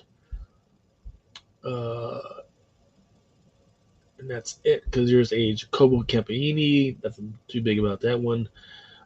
For Boom, VR Troopers issue number 3. There's a Torrin Clark, Montez, and that's about it. the nuclear reveal. Nothing big. X-Men 139 has got FX Sibley. Included 125 for Mark Buckingham. X-Men number 22 and Jen McKay, as well as an Alex Ross, Timeless Virgin. And then there's also a Joshua Schwebe Psylocke variant. It looks like there's going to be probably it's either a 1 of 50 or a 1 of 100 for that Psylocke variant, as well as a 100. yeah, probably for no fucking reason whatsoever. And there's a NetEase Games Marvel Mystic Mayhem variant, and then there's a also one where she's just basically in her bikini on the beach for Psylocke. Awesome sauce. And then lastly, there is going to be an X-Men issue number 22, Phil Noto, Disney Stitch variant. So if those that don't know, there's a character called Stitch from Lilo and Stitch. Yep. And he is on the freaking cover. See, they're doing lots of cool like that. Yeah. So I noticed last week there was a one of the Venoms had a Fozzie the Bear on it. Yeah, I remember that. And what's interesting is on this one, he's got 4 arms. Interesting. The cartoon, I remember him having 2, and this one he's got 4 arms. What's going on with Ghetto Head Productions? Hey, what's going on? Kick66 says that he likes the red shirts cover. Yeah, man. But it's the red shirts, man. If you're in Star Trek and they tell you to put on a red shirt, you fucking run. Well, see, the problem is that that's how you start out. You start out as like a first or second lieutenant, and you got to start out as a red shirt. Once you get up to captain, then you get to put on something else. All right, so you go for the first part of your career, 50-50 chance of winding up dead is what you're saying. Yes. All right. Quickly, we're going to go through some of the stuff that's coming out this week. On 8/27, this coming Wednesday. There's some Hellboy stuff coming out. Masterminds number 1 by Dark Horse looks pretty good. To include I forget who's doing that. We're going to cover. Nemesis Forever number 1, still doing its freaking thing. Still coming out. Star Wars Hyperspace Stories. Looks like it's got some later prints. Absolute Martian Manhunter freaking coming out. That Absolute Wonder Woman issue number 11 looks freaking good. It's just her just looking freaking bloody and freaking ready to kill somebody. Absolute Wonder Woman looks good. The Green Arrow number 27 is one of the worst covers of the year because it's too confusing. I didn't know what the heck is going on. Green Lantern. Because unfortunately with Green Arrow, the story is actually pretty decent right now too. Okay. Yeah, I'm gonna have to do some catching up this week because Friday. It's the following Monday. Not this Monday, but the following Monday is going to be a Labor Day, I believe, right? Yep. Let's see. Green Lantern, Dark number 6, cover B, Fabrizio Damaso. It's weird because it looks like a girl that's been going through a fentanyl addiction decided to cosplay. But I do like the Alex Ekman lawn card because it's got the butterfly. It looks like the Butterfly Man. Or, the Mothman. Looks like the Mothman, which looks really good. Cover B by David Parator has got the manga influence with Green Lantern pulling out the big freaking sword. Harley Quinn, of course, has got some really good joints. There's some David Akiyama joints coming out. Mortal Legend Batman has got a robotic type Batman, but it doesn't look like a robot. It just looks like the helmet is maybe robotic or something like that. And then there's the Chinese variant, cover E, Matt Taylor cardstock, which has got the Chinese writing on top of it. And then Justice League Unlimited issue number 10 has got a cover B by Nathan Zerdy, which has got Wonder Woman and Supergirl on the cover back to back. Then one of my friends from back in the day, Rachel Lynn, cover C, definitely looking good, definitely manga influence. And then cover F is for Justice League Unlimited by Matthew Clark. It's going to be interesting because the list looks like it has maybe one new character on there, at least on the cover. Mr. Terrific Year One is coming out as well. Great cover by Greg Smallwood. Mr. Terrific on the cover. That Peacemaker Presents has always got some good covers. They're not absolutely fantastic covers, but they're good enough covers if you want to freaking read it. Superman Volume 7, number 29.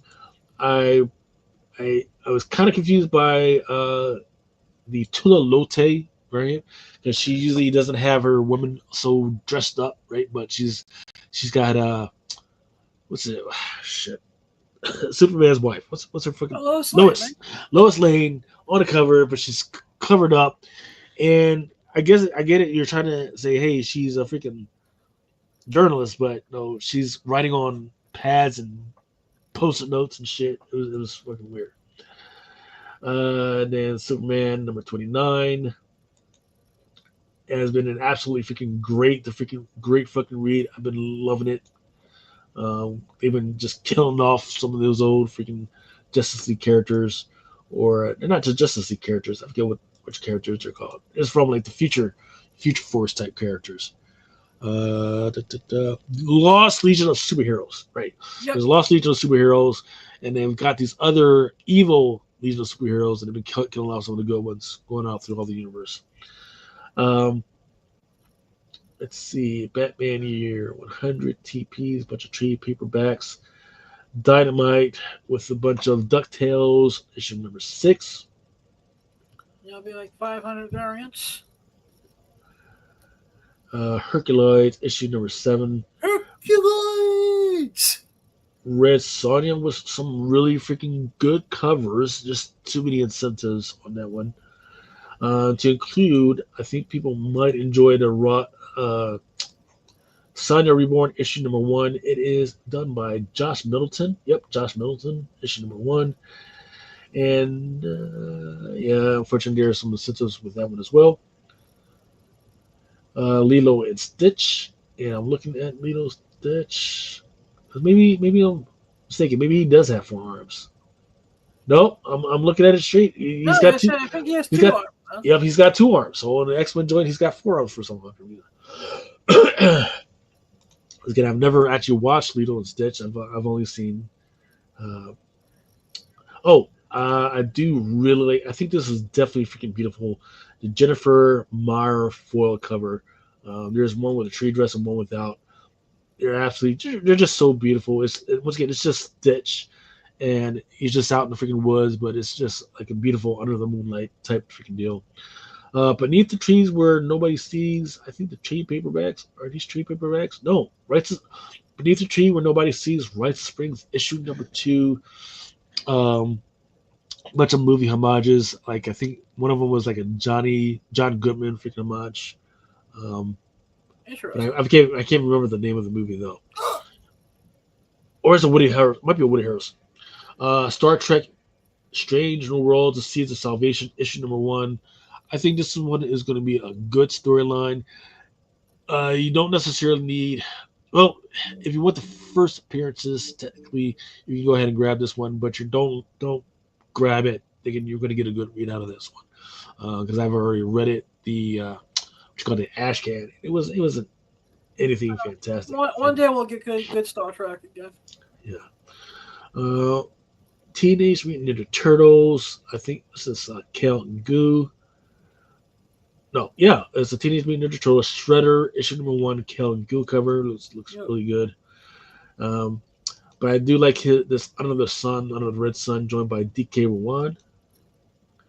And there's also one by Stepan Sejic of him just sharpening his claws.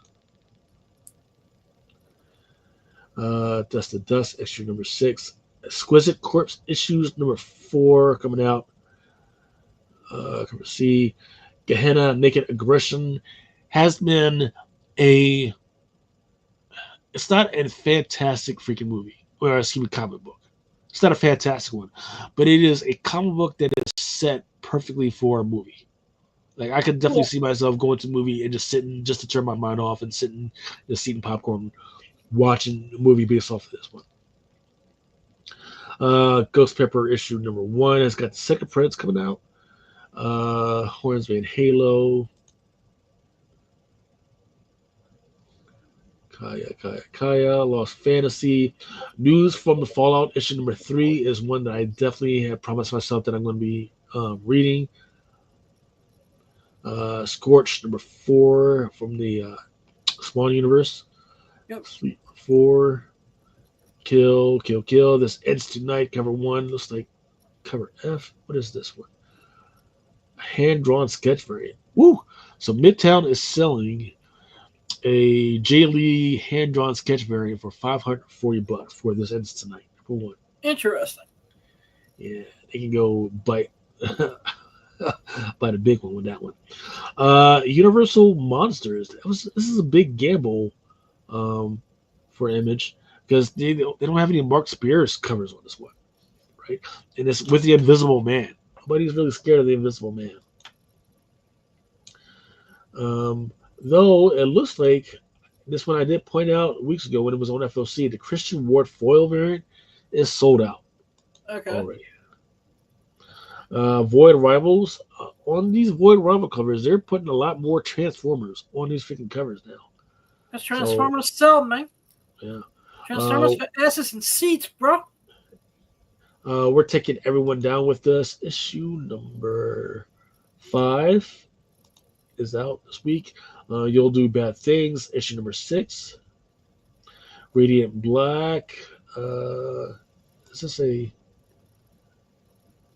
Oh, that's a trade paperback. And the Avengers, I forgot Avengers was still a freaking coming. That was at an ongoing joint. But people will probably want to look out for the J. Scott Campbell joint. And this is for Avengers issue number 29. There's 1/100. There's a Bring on the Bad Guys or Mamu cover by Lee Bermejo. It actually looks really good on there. Here's a J. Scott Campbell with Doc Strange on there. Look. And then I think also people will like and this is for Bring on the Bad Guys, issue number 1, that Lee Bermejo with Mephisto on the freaking cover. Looks really freaking good. Yeah, that's gonna be a banger. Deadpool Wolverine issue number 8 is out. It's gonna be out. And then Death of the Silver Surfer. There is a J. Scott Campbell with Thanos on the cover. Yep. Death of the Silver Surfer issue number 3. Still staying on the same book. My favorite, however, even though I understand people will probably want that J. Scott Campbell, my money is going to be on the Simone Bianchi. I mean, it's just some freaking beautiful cover. I don't know if people will still love Simone Bianchi, but I still love it. And then Doomed 2099 number 1. There's a Doom Rivals cover. Who did this cover of him on the crown? And there's a Claudia Castellini. Emma Frost, The White Queen, issue number 3. Same thing, man. No surprises here. They're actually kind of covering up her top half nowadays. They're going more for the bottom half. There is a David Nakayama cover. And who did this one? It looks like Art Germ. Nope. Fan Yang. Fan Yang does a nice freaking cover of her. Then Enmet Malavia. So there's some 150s and 100s of those. Fantastic Four, Fanfare, Fantastic Four First Steps, issue number 1. Imperial War, Black Panther. It had a great freaking start. I just haven't gotten back to reading any of that stuff. But I think the cover that people will probably want to chase is definitely going to be trying to finish it out with the J. Scott Campbell cover, which has She-Hulk on the freaking cover. But also... who did this cover? The Enmet Malavia of her on top of riding some freaking tigers is freaking amazing as well. And that quite, I think, you know what? I think I'm going to end there. No, there's some Incredible Hulk number 28. Cover A looks fantastically horrible. And then J. Scott Campbell, Hulk with J. Scott Campbell on the cover. Oh, excuse me, not J. Scott, but J. Scott Campbell with Hulk on the freaking cover. And then also the Jeffrey Brown trying to get some of that Scott Young goodness. Marvel Zombies issue number 1. I think you pulled out. We're talking about Miles Morales. You've been reading some of that. Issue number 37. That piece from Mocha looks good. There's quite a free good looking freaking covers for this one for Miles Morales. For this new cover character. There's a Tara Clark design cover. And there's our Gerardo Sandoval, which I believe is probably like a 1 of 25. Phoenix issue number 14. I think the Mark Brooks actually looks pretty good. And then also, oh, that's not Mark Brooks. That's Joel Jones. Peter Black, White, Blood, and Black, White, and Blood.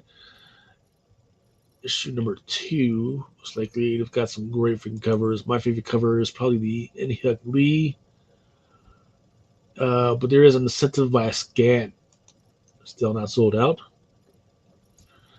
Runaways, issue number 3. Spider-Verse, Venomverse number 4. Thor number 1, cover B. This is going to be the start of the Mortal Thor storyline. And there is a J. Scott Campbell variant. Yep. Also, remember that this was written by Al Ewing, so you never know what might happen in that joint. Oh, and one thing that I did want to tell people, this is, if you remember nothing else from the show, Thor number 1, cover G, the Patrick Gleason foil. Okay, I actually got an email from PRH the other day letting us know that it's going to be limited. Right, for the first week, it's going to be limited, but then 2 weeks later, everybody else is going to get the rest of their orders. Right, so if you only order like 10, you might only get like 3. If you ordered 100, you're only getting maybe like 65 out of your 100 that you order. So if you don't see a bunch of this on your shelves, don't freak out. They will be coming later, but I just want you guys to know that, hey, for the first week, this is going to be limited. And then Ultimate Spider issue number 20.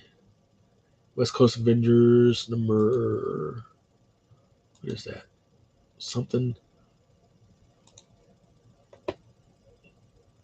Yeah, I'm going to end on this Marvel stuff. And then X-Men from the Ashes, Tooth and Claw issue number 1. That Rod Reese with Beast on the cover. It looks absolutely freaking fantastic. Don't know about the read though. X-Men volume number 1, 138 facsimile is coming out. And then here's an X-Men number 21 cover B that's going to be done by J. Scott Campbell. And that's with Storm on the freaking cover. It looks really good. And then the Joshua Cassandra with Magic and Scott and a bunch of other characters on the freaking cover. It looks good. It looks like it's already freaking sold out already at Midtown. Wouldn't be surprised. And that's it. That's all I'm going to cover. Yeah, that's all I'm going to cover because the rest of the stuff is indie stuff, and we've been already going on too long already. I'm going to let everybody else enjoy the rest of their freaking Sunday. But yeah, if you guys have any questions or any reservations about anything, just absolutely freaking hit me up on my Instagram at Chitlins Greens and Cornbread, or you can also hit up Blind Adder at the Comic Pimp, as always, or you go to his OnlyFans. You just go to Instagram at the Real Blind Adam. Yes, sir. Anything else you want to freaking talk about before we go? No, I am good, man. I got to clean the kitchen and feed a cat, so. Yeah. Okay. All right. I think we're good. All right, everybody. Thanks for stopping by and having some time with us. We're out. For each man his time, his pain.